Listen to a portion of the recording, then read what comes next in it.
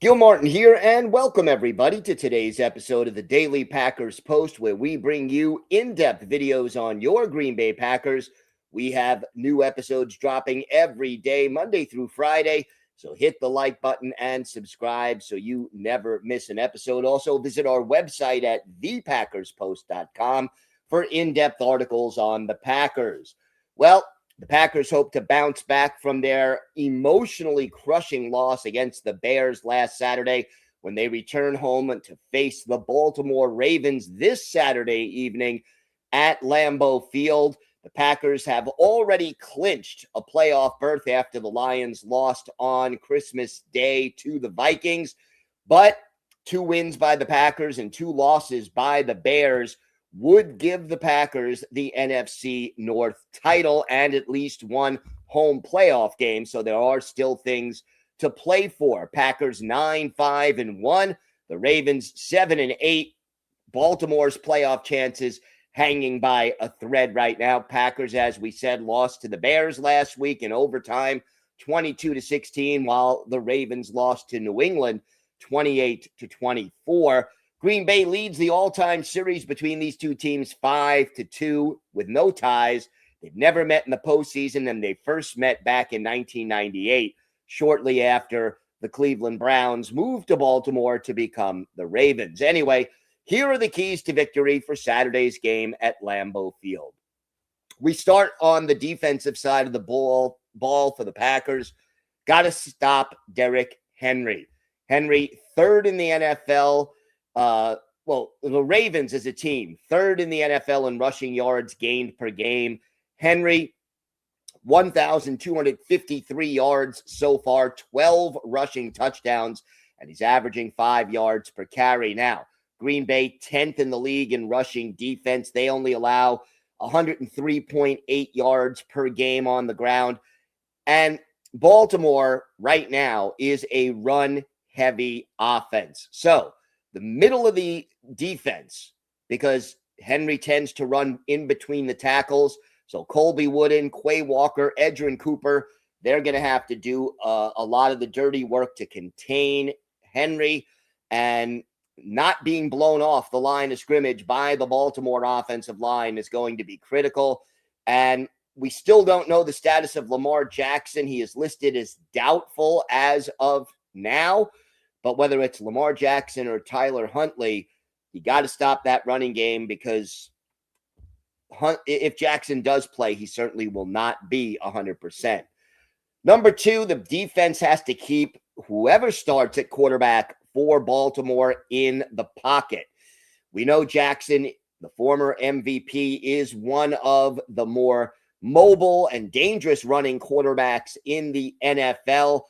Again, listed as doubtful, but Huntley, who serves as the backup, and he's hurt the Packers before, he can also move, although nobody or very few players move as well at the quarterback position as Jackson. Now, he's got a deep back contusion, so that may limit his mobility in this game, but it will be important, much like it was against Caleb Williams last week, to stay in your lanes and to keep Jackson or Huntley, whoever the quarterback is, in the pocket. Do not let them scramble. Do not let them gain yards with their legs, and do not let them extend plays, because they can be dangerous in that role. So, Rashawn Gary, Kingsley Enagbare, Brenton Cox, they're coming off the edge. You got Quay Walker and Edgerrin Cooper blitzing more often without Micah Parsons around.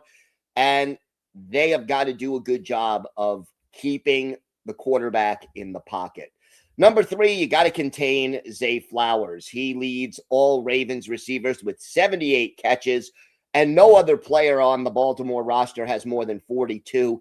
Flowers already has more than 1,000 yards receiving, and the Packers defense has to shut him down, especially on third down. That's Jackson's favorite go-to receiver. In the red zone, you also have to be wary of tight end Mark Andrews. But can Keyshawn Nixon and Carrington Valentine bounce back from their shaky performance late in the game against the Bears? Some blown coverage, some miscommunication. They've got to straighten that out and keep Flowers from hurting this team as a receiver. Number 4, we mentioned the Ravens quarterback situation. Well, we don't know the Packers quarterback situation. Both Jordan Love and Malik Willis, as of now, listed as questionable for this game. Love in concussion protocol, but has been a limited participant in practice. Willis suffered an injury to his throwing shoulder on the final play of regulation. He missed Wednesday's practice due to an illness. If neither one of them can go, it's going to be Clayton Tune, who's on the practice squad, who will be elevated. He may be elevated anyway if just one of the two top 2 quarterbacks is able to suit up on game day. But regardless, the Packers' offensive line cannot allow an injured Love or an injured Willis or an inexperienced Tune, he has one career NFL start, from getting a lot of pressure. And the bad news is that you may not have Zach Tom as the right tackle. Tom is the Packers' best offensive lineman. Jordan Morgan did a solid job, competent job filling in last week, but there is some good news about protecting the quarterback.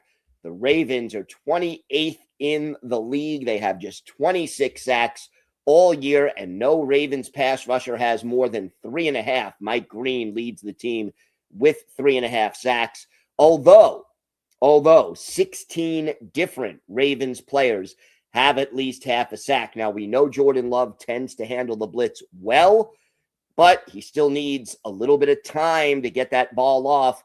Be interesting to see how that matchup plays out. If the Packers do protect the quarterback, Green Bay should be able to exploit the Baltimore secondary. They rank 28th in the league, allowing 242.7 yards per game through the air. And I love the matchup of the Packers' top 5 receivers: Christian Watson, Jaden Reed, Matthew Golden, Romeo Doubs, Dontavian Wicks, against that shaky Baltimore secondary. And I think, against their nickel and dime back, against their 3rd and 4th cornerback, the depth for the Packers at wide receiver should be a big advantage. So if the quarterback has time to throw, there should be some opportunities there for the Green Bay offense. And then number 6, Green Bay needs to score in the red zone. And I don't mean field goals. I mean touchdowns. In the last 2 games, Green Bay has had 9 trips inside the opponent's 20-yard line and has scored only 1 touchdown. Now, the Ravens' red zone defense, 5th in the NFL. They only allow touchdowns a little more than half the time. Green Bay clearly missing Tucker Kraft.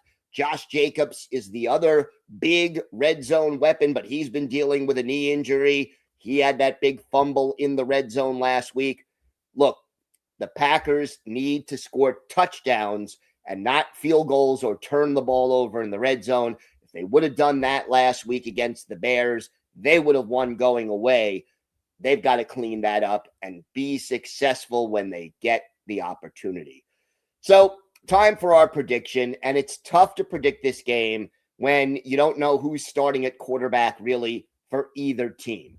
But I think if Love or Willis is the starter, Green Bay has a good chance to win this game. If Clayton Tune is the starter, that's a whole different animal. Or if you go to the emergency quarterbacks, which are either Josh Jacobs or Jaden Reed, that's another issue. But stopping Derrick Henry is the biggest key for the Green Bay defense. That and overcoming the emotional heartache of what happened in Chicago last Saturday.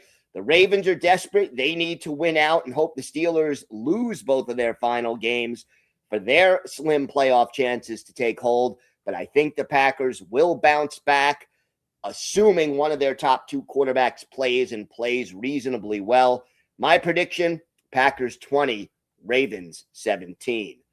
Visit our website at thepackerspost.com for in-depth articles on the Packers. Here on YouTube, hit the like button and subscribe so you never miss one of our videos. Have a great day, everybody. Stay safe. And of course, go Pack Go.